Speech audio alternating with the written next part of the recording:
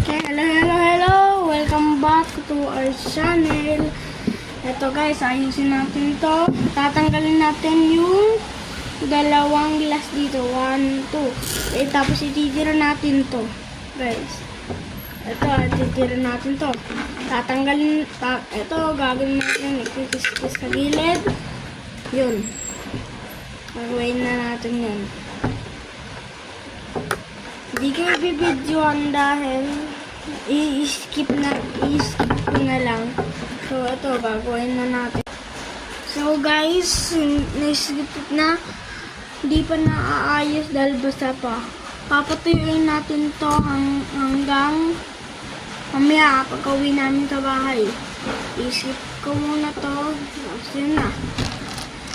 Pero pag may tempo kayo, tapos unti lang yung isda nyo, tanggalin nyo yung dalawa. So, tira kayo ng isang divider. Para din nyo, pag magbibit kayo ng beta, yung babae dito, sa lalaki, tatanggal mo itong dalawa.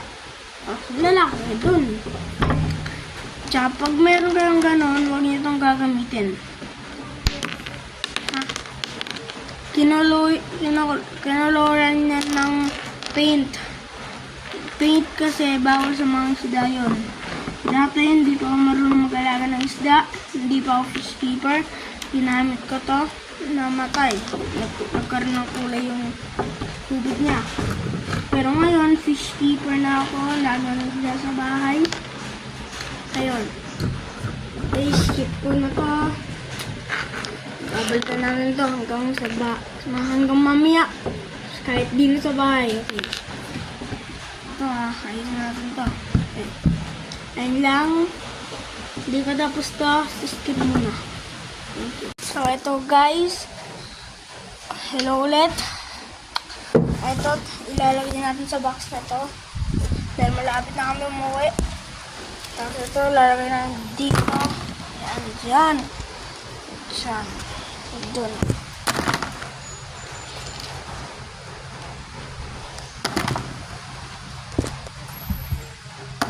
Inayos ko na yan. Bro, look at this. Bro, look at this. He's vlogging me too, bro. Don't cover me. Aray mo! Sige, ilalagay na natin yung aquarium sa box. I-skip ko muna.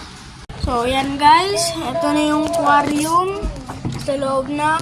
That's all for today. Ayan, bukas ulit. Bye-bye. Out. Peace.